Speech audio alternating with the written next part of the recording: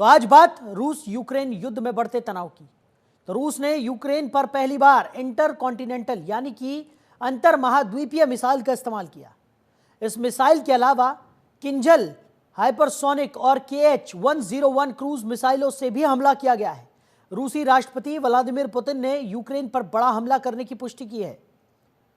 तो रूस ने यूक्रेन के पश्चिमी देशों की मिसाइलों से हमला करने के बाद hypersonic intermediate range ballistic missile दागकर जवाब दिया है। तो पुतिन का कहना है कि यूक्रेन युद्ध अब धीरे धीरे वैश्विक स्वरूप लेता जा रहा है। आपको बता दें कि कुछ दिन पहले अमेरिका ने यूक्रेन को रूस के अंदर हमला करने की मंजूरी दी थी, जिसके बाद यूक्रेन ने लंबी दूरी की ATACMS मिसाइलें रूस पर दागी थी। अब रूस ने पलटवार किया है और कहा है कि पोलैंड अब उनके निशाने पर है। ऐसे में सवाल यह है कि अब यह जंग रूस और यूक्रेन से बढ़कर सीधे रूस और नाटो के बीच होने वाली है। क्या दुनिया एक बड़ी तबाही की ओर जा रही है?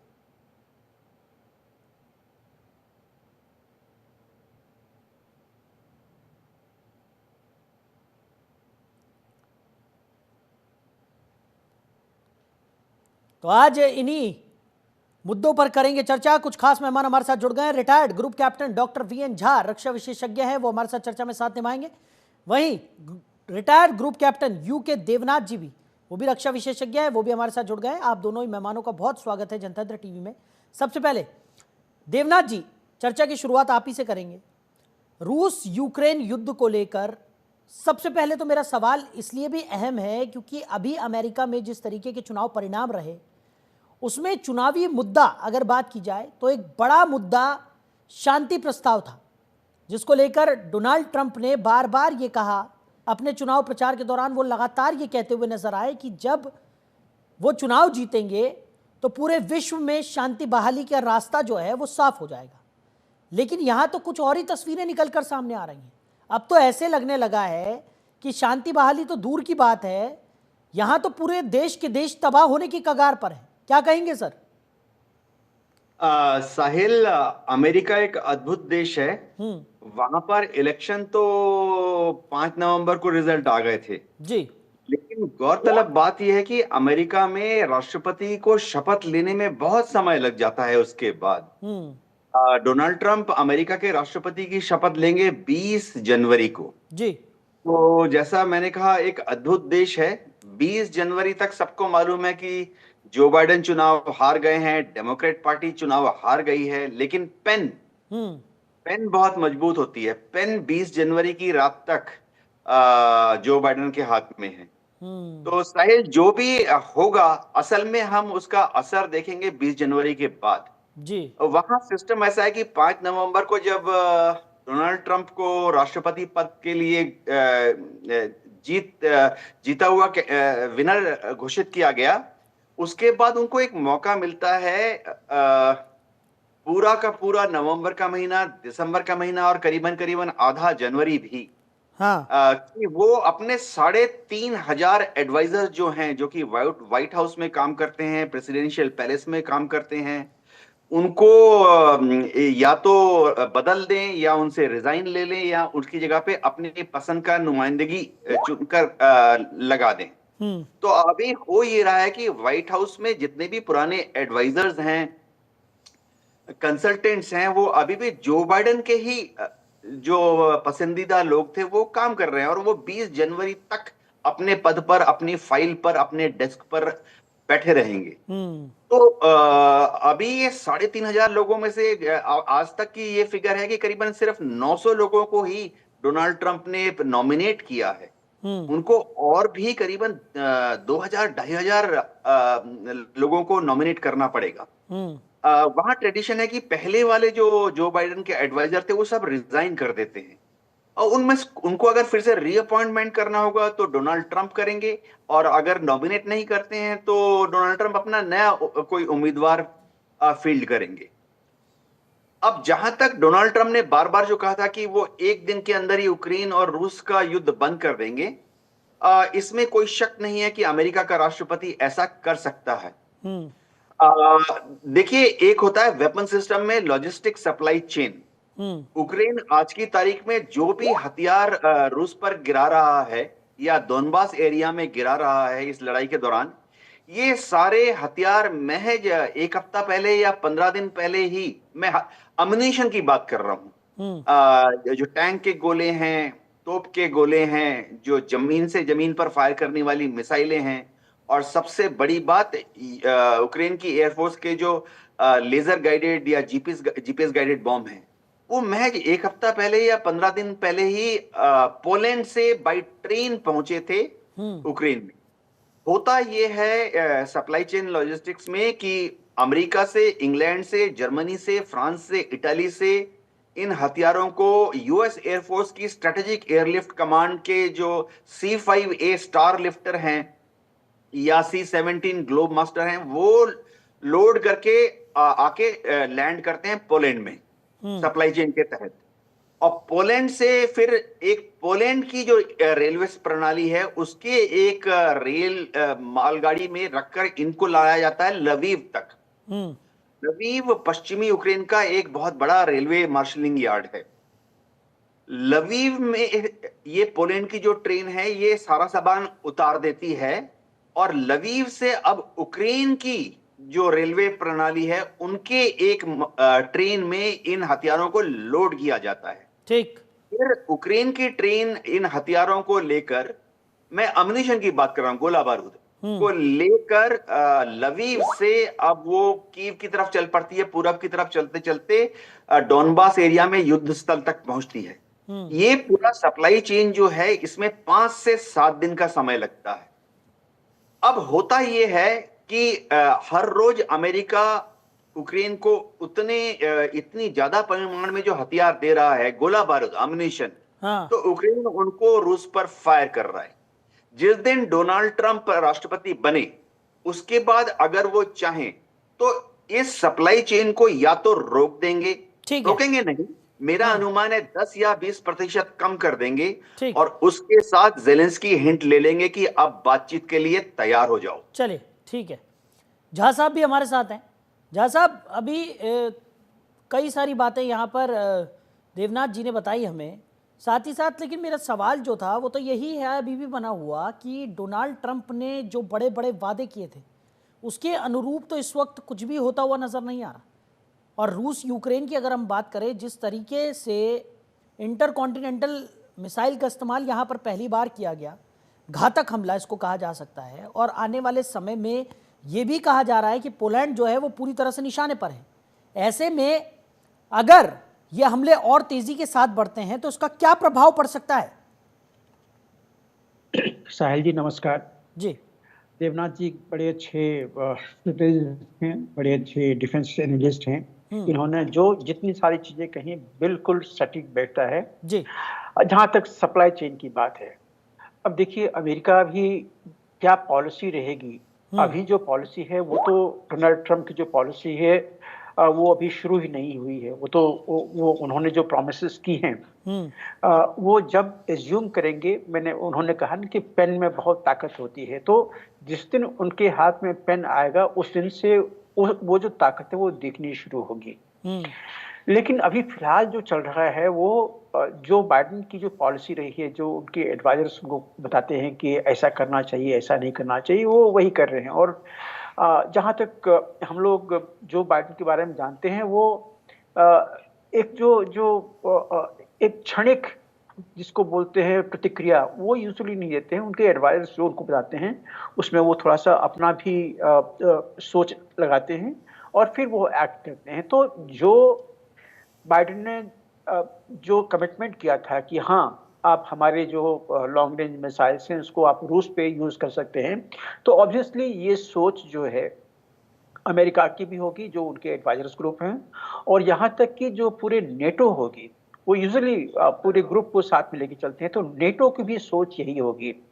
आपको याद होगा जब डोनाल्ड ट्रंप थे तब नेटो काफी बुरी स्थिति में थी, क्योंकि डोनाल्ड ट्रंप चाहते थे कि जो नेटो का पूरा जो खर्चा है यूजुअली यूएस से जाता है वो नहीं हो, सारे देश नेटो के जो हैं वो अपने जीडीपी का लगभग 2 या 2.5% जो जीडीपी का है उसमें इन्वेस्ट करें, जिससे कि नेटो में एक भागीदारी हो, साझेदारी हो, और उससे वो ऐड करें। तो पूरे के पूरे नेटो देश ये जानते हैं कि जिस दिन डोनाल्ड ट्रंप आएंगे वापस जो एक्सपेंडिचर का लोड है वो उनके ऊपर में आने वाला है। तो उससे पहले वो जितना कुछ कर सकते हैं वो करने जा रहे हैं। अब जहां तक बात रही कि ये किस ओर जा रहा है, तो देखिए मैंने कल ही एक आर्टिकल लिखी है जो हमें लगता है कि जो मतलब जो बाइडेन ने आज के दिन में दुनिया को एक बड़े एज पे लाके खड़ा कर दिया है। क्योंकि अगर एक भी मिसाइल इनकी जो है, चाहे वो ACMS मिसाइल हो, चाहे उनकी हिमार्स हो, चाहे यूके का जो मिसाइल है वो आके अगर किसी एक वाइटल इंस्टॉलेशन पे गिरेगा, याद रखिए कुर्स्क में न्यूक्लियर इंस्टॉलेशंस हैं इसके रूस के, अगर किसी वाइटल इंस्टॉलेशंस पे गिरेगा तो पुतिन ने ऑथराइज किया हुआ, उनका जो अपना कैबिनेट है उन्होंने ऑथराइज किया हुआ कि उसको ट्रीट किया जाए कि ये नेटो का हमला रूस के वाइटल इंस्टॉलेशंस पे है, तो फिर जो रिप्लाई होगा उसी अकॉर्डिंग से होगा। और देखिए आप याद कीजिए हिरोशिमा और नागासाकी, बहुत पुरानी बात है, 1945 की बात है, अगस्त। लेकिन जो पैरामीटर थे, जो मापदंड थे जिसके बाद में कि यूएस ने जापान के ऊपर में वो बम गिराए थे, ये पैरामीटर्स आज से लगभग 1.5-2 साल पहले ही अचीव हो गए। क्योंकि जो रशिया का ऑब्जेक्टिव था, जिस तरह से उन्होंने सोचा था, वो पूरा नहीं हो रहा है। और अब जो रिटेलिएशन है वो रूस के धरती पे उन्हीं दिनों से शुरू हो गया। आपको याद होगा कि वो जो ब्रिज को उन्होंने उड़ा दिए थे, एम्यूनिशन डिपो बहुत सारे उड़ा दिए गए थे, रूस के सरजमीन पे जितने तेल के डिपो थे आसपास में उसको तबाह किए गए थे। तो ये पैरामीटर बहुत पहले ही अचीव हो चुका है। अब ये पिछले 1.5 साल से प्रेसिडेंट पुतिन ये क्यों झेल रहे हैं, ये इतनी सारी मार जो उनके देश पे पड़ रही क्यों झेल रहे हैं, ये तो वही जानेंगे। शायद वो इसको एस्केलेट नहीं करना चाहते थे, क्योंकि यूएन का भी, यूएनएससी का भी बहुत सारा प्रेशर उनके ऊपर पड़ा था। खुद जो यूएनएससी के सेक्रेटरी जनरल हैं वो पुतिन से उन्होंने बात करके कहा था कि नहीं, इसको एस्केलेट ना करें। तो यूनिलैटरली एस्केलेट ना करें, ये नहीं चलता है वॉर में। वॉर में आपका मकसद होता है कि आपका जो ऑब्जेक्टिव है उसको अचीव करें। और आज के दिन में लगता है कि रूस अपना ऑब्जेक्टिव जो था वो बहुत पहले ही अचीव कर चुका है। अब उसकी सेना जो है लगभग नीप्रो नदी को के तट तक आके जो पूरा का पूरा पूर्वी यूक्रेन है उसको ले लेंगे। और ये बहुत बड़ी चीज है। ये यूक्रेन इसको सह नहीं सकता है, नेटो देश इसको सह नहीं सकते हैं, यूरोपियन यूनियन जो है वो उसको सह नहीं सकता। तो इसीलिए ये एस्केलेशन जो है लगभग निश्चित है। और ये जो अभी इंटरकॉन्टिनेंटल बैलिस्टिक मिसाइल या मीडियम रेंज बैलिस्टिक मिसाइल जो भी गिराया गया है निप्रो पे, ये दिखाता है, जो मैंने देखा हुआ अपनी आंखों से, मैंने देखा है कि बंच के बंच 5-6 मिसाइल्स एक साथ गिरे हैं और बहुत ज्यादा गति पे, हाइपरसोनिक गति पे वो गिरे हैं। तो ये MIRV टेक्नोलॉजी है, मल्टीपल इंडिपेंडेंटली ये जो टारगेट्स एक्विजिशंस होते हैं, रिलीज व्हीकल, वो टेक्नोलॉजी है जो कि यूजुअली न्यूक्लियर मिसाइल्स में होते हैं। तो अभी पुतिन ने यही दिखाया है कि देखो अभी हम कन्वेंशनल बॉम्ब जो हैं वो MIRV में हमने लोड करके तुम्हारे ऊपर गिराया हुआ है। और निप्रो वही एरिया है जहां बगल में जापोरोजिया है, जहां बगल में जो कीव है वो बहुत दूर वहां से नहीं है। तो उन्होंने ये दिखा दिया है कि अगर हम निप्रो पे गिरा सकते हैं तो ये बिल्कुल आपके कीव पे भी गिर सकता है, या लिविव पे गिर सकता है, या ओडेसा पे गिर सकता है। एटम बम याद रखिए किसी भी एक बड़े कंट्री में, यूक्रेन बहुत बड़ा कंट्री है, एक शहर पे नहीं गिरेगा। अगर गिरेगा तो कम से कम 2 या 3 शहर पे गिरेगा। और जो मेरा अनुमान है कि 2-3 शहर जो हैं, एक तो कीव है, दूसरा लिविव है, क्योंकि लिविव जो है वो काफी स्ट्रेटेजिकली इंपॉर्टेंट है। क्योंकि जैसे अभी देवनाथ जी ने बताया, सारे के सारे जो सप्लाई चेन है वो आके लिविव में आके रुकते हैं और फिर वहां से डिस्ट्रीब्यूट होता है। तो लिविव को नष्ट करना रूस के लिए बहुत इंपॉर्टेंट होगा। और तीसरा टारगेट कहाँ होगा वो पता नहीं जानता हूँ, नहीं बता सकता हूँ। ओडेसा एक ऐसा जगह है, अगर उसको तबाह किया जाए तो पूरा का पूरा यूक्रेन जो है वो लैंड लॉक्ड हो जाएगा। फिर उसकी जो रीच है वो सी में नहीं रह जाएगी। तो ये सारे पॉसिबिलिटीज आज के दिन में टेबल पे हैं। अब कहाँ जा रहा है ये वॉर, ये आपको बहुत सारी चीजें एक साथ में लेके जाना पड़ेगा। ठीक। हो सकता है कि जैसे वक्तव्य आए हुए हैं जेलेंस्की के पिछले एक हफ्ता में, 1.5 हफ्ता में, लगता था कि उनके वचन में एक रिकंसिलिएटरी टोन दिख रहा है कि वो भी अब समझौता के लिए कहीं न कहीं तैयार हो रहे हैं। लेकिन ये जो एस्केलेशन हो रहा है, हो सकता है कि ये एक नैरेटिव हो या एक लास्ट मिनट एक जो बार्गेनिंग पावर होती है, बार्गेनिंग चिप जिसको कहते हैं, उसको पूरा करने के लिए अधिक से अधिक शक्ति प्रदर्शन का एक वो हो जिससे कि और जमीन ले सकें, जिससे और एक दबदबा बना सकें, तो वो नैरेटिव हो। या हो सकता है कि हम सचमुच तीसरे यानी विश्व यानी युद्ध के अगर कगार आम पे आम खड़े हुए भाषा में हैं, यहाँ पर हम सिर्फ कहें, एक फ्लैश पॉइंट हाँ, चाहिए। यानी कि झा साहब अगर सीधे शब्दों में हम यहाँ पर कहें तो प्रामाणिकता के साथ अभी कुछ भी कहना यहाँ पर संभव नहीं है इस स्थिति में जो अभी चल रही है। देवनाथ जी, अभी झा साहब ने परमाणु हमले का जिक्र यहाँ पर किया, और अगर हम देखें तो सबके जहन में ये सवाल जरूर उठ रहा है कि क्या ये जो युद्ध है, क्या ये जो संघर्ष है वो परमाणु हमले की तरफ बढ़ता हुआ नजर आ रहा है। ऐसे में ये सवाल और ज्यादा पुख्ता इसलिए भी हो जाता है क्योंकि अभी हमने देखा था कि कई जो कंट्रीज जो रूस और यूक्रेन के बॉर्डर से सटी हुई है, वहां पर भी अलर्ट जारी किया गया। वहां पर भी लोगों को यह कहा गया कि वो तैयारियां रखें, किसी भी तरह के बड़े हमले के लिए वो तैयार रहें, स्टॉक जमा कर लें, आयोडीन की टैबलेट्स अपने पास जरूर रखें, क्योंकि जो रेडिएशन निकलता है परमाणु हमले के बाद उसमें वो बेहद कारगर साबित होती हैं। ऐसे में जो परमाणु युद्ध का जो संकेत है वो यहाँ पर और ज्यादा तेजी के साथ निकलता हुआ दिखाई पड़ रहा है, और लोगों की जो चिंता है वो इसको लेकर ज्यादा दिखाई पड़ रही है। आप क्या सोचते हैं? जी हाँ साहिल, ये खबरें जो आ रही हैं कि स्वीडन, डेनमार्क, फिनलैंड ने अपने अपने नागरिकों को बोल दिया है कि आप आयोडीन टेबलेट तैयार रखिए और आप अपने अपने घर का जो अंडरग्राउंड बंकर है उसको तैयार रखिए। 72 घंटे का फूड आइटम्स उसमें स्टॉक कर दीजिए। और इसी के साथ कई दुनिया के देश हैं जिसमें इटली है, स्पेन है, अमेरिका भी है, जिन्होंने कि कीव से अपने अपने एम्बेसी को बंद करके एम्बेसडरियल स्टाफ को वापस यूरोप में ले गए हैं। तनाव काफी ज्यादा है। सवाल उठता है, क्या पुतिन जो धमकी दे रहे हैं कि वो एटमी हथियारों का इस्तेमाल करेंगे, क्या उसको लागू करेंगे? सवाल यह है कि लागू कर पाएंगे क्या? देखिए, इसमें 3 फैक्टर बहुत इंपॉर्टेंट है। एक तो है रशिया जो है उसका लॉन्ग टर्म स्ट्रेटेजिक ऑब्जेक्टिव क्या है, समझना पड़ेगा। वो चाहता है कि कीव में जेलेंस्की के बाद एक ऐसा नेता यानी प्रेसिडेंट को इंस्टॉल किया जाए, बिठाया जाए, जो कि रूस का समर्थक हो। तो जाहिर बात है कि कीव को फिर एज ए राजधानी फंक्शनल रहना पड़ेगा, ताकि भविष्य में जिस दिन, चाहे 5 साल या 10 साल के बाद या दशकों के बाद, जिस दिन रूस फिर से यूक्रेन को अपने स्फीयर ऑफ इन्फ्लुएंस में ले आता है, तो कीव राजधानी फंक्शनल होनी चाहिए, यानी काम करने के लायक होनी चाहिए। तो रूस जाहिर बात है फिर कीव के ऊपर कोई एटमी हथियार नहीं फायर करेगा, क्योंकि एटमी हथियार फायर करने से कीव में या किसी भी यूक्रेन के शहर में 2 लाख लोग मर जाएंगे, 10 किलोमीटर की परिधि में विकिरण फैल जाएगा, एटॉमिक धूल जो है वहां से उड़ जाएगी। एटॉमिक धूल से मैं बताता हूं आपको कि आज सुबह 5 बजे जो हवा का रुख था वो था कीव से उत्तर की दिशा में। यानी अगर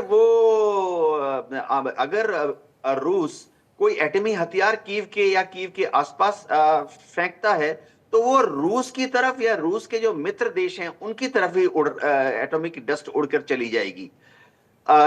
एक और बहुत बड़ी फैक्टर यह है कि क्या राष्ट्रपति पुतिन इस चीज का आकलन कर रहे हैं कि एटमी हथियार फेंकने के बाद दुनिया के बाकी सारे देशों का रूस के प्रति क्या रुझाव रहेगा?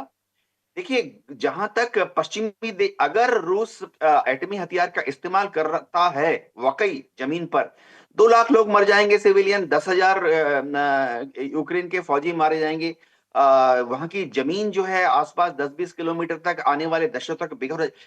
पश्चिमी देश नेटो अमेरिका तो उसकी भर्त्सना करेगा भी, लेकिन मैं आपको बता दूं कि दुनिया के जो ग्लोबल साउथ के देश हैं, भारत भी शायद उसके बाद व्लादिमीर पुतिन के इस डिसीजन को सपोर्ट नहीं कर पाएगा। व्लादिमीर पुतिन और रूस अलग थलग पड़ जाएंगे कि उन्होंने एटमी हथियार फेंक दिया यूक्रेन पर। एक और चीज जो होती है कि पुतिन के ऊपर एक ऐसा लांछन लग जाएगा, धब्बा लग जाएगा, कि भविष्य में दुनिया का कोई भी देश as a political guest, as a state guest Putin को इनवाइट करने से हिचकिचाएगा।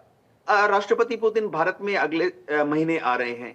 समझिए अगर वो एटमी हथियार मारते हैं और 2 लाख लोग मारे जाते हैं यूक्रेन में, तो मैं आपको, जाहिर बात है हमारे विदेश मंत्रालय को बहुत तकलीफ होगी उसके बाद राष्ट्रपति पुतिन को अगले महीने भारत में एक भव्य वेलकम देना। तो बहुत सारे एंगल होते हैं। तो मेरा अनुमान एज ए मिलिट्री एनालिस्ट ये है कि फिलहाल राष्ट्रपति पुतिन सिर्फ धमकी दे रहे हैं और एटमी हथियार का इस्तेमाल नहीं करेंगे। ठीक है जी झा साहब, ये सिर्फ धमकी है, हथियार का इस्तेमाल यहां पर नहीं होगा ऐसा अनुमान है देवनाथ जी का, लेकिन इंतकाम की जो आग होती है उसके किस तरीके के दुष्परिणाम होते हैं ये जग जाहिर है, हमने देखा है। और कई बार ऐसा भी होता है कि कहते हैं ना कि इंतकाम की आग में कुछ समझ ही नहीं आता कि करना क्या है और कैसे करना है, बस उस समय एक जुनून सवार होता है कि हमें अपना इंतकाम लेना है। ऐसे में अगर रूस की तरफ से ये कदम उठाया जाता है और परमाणु हथियार यहाँ पर लॉन्च किया जाता है तो खतरा जो है वो कई गुना यहाँ पर बढ़ जाएगा। और जिस तरीके की स्थिति जो हम पहले भी कई बार चर्चा कर चुके हैं कि क्या विश्व युद्ध की तरफ ये संघर्ष बढ़ता हुआ दिखाई पड़ रहा है, कई लोग कहते हैं कि नहीं ऐसा नहीं होने वाला है, ये तमाम जो 2 देशों के बीच की जो संघर्ष है वो धीरे धीरे करके ये समाप्ति की ओर बढ़ेगा। लेकिन यही कयास लगाते एक लंबा समय यहाँ पर बीत गया, अभी तक इंतकाम पूरा नहीं हुआ है। और जिस तरीके का हमला अभी हमने ये ताज़ा हमला जो हमने देखा है उसके बाद तो ये कहा जा सकता है कि इंतकाम की कोई ऐसा कदम रूस ना उठा ले जो सभी को सोचने पर मजबूर कर दे। साहिल जी, ये इंतकाम नहीं होगा, इसको इंतकाम नहीं कहता है। वो 2 शब्द आते हैं, एक होता है डिफेंडिंग आवर सॉवरेनिटी, कि रूस एक सॉवरेन देश है, सशक्त देश है, उसके ऊपर में अगर हमला हुआ तो दुनिया को फिर ये मैसेज जाना चाहिए कि आप ऐसा नहीं कर सकते हैं और अगर आपने ऐसा किया तो इसके परिणाम भुगतने पड़ेंगे। देखिए, जहां अलग थलग होने की बात है, तो जिस दिन अमेरिका ने परमाणु हथियार गिराए थे जापान के ऊपर में, तो क्या अमेरिका बिल्कुल अलग थलग पड़ गया था?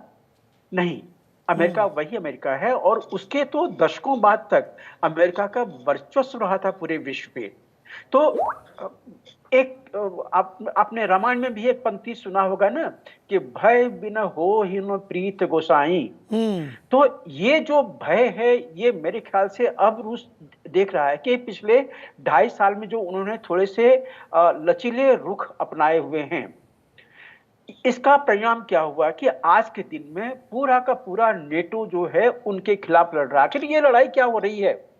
ये लड़ाई आज के दिन में रूस और यूक्रेन के बीच में नहीं है, ये रूस और नेटो के बीच में है।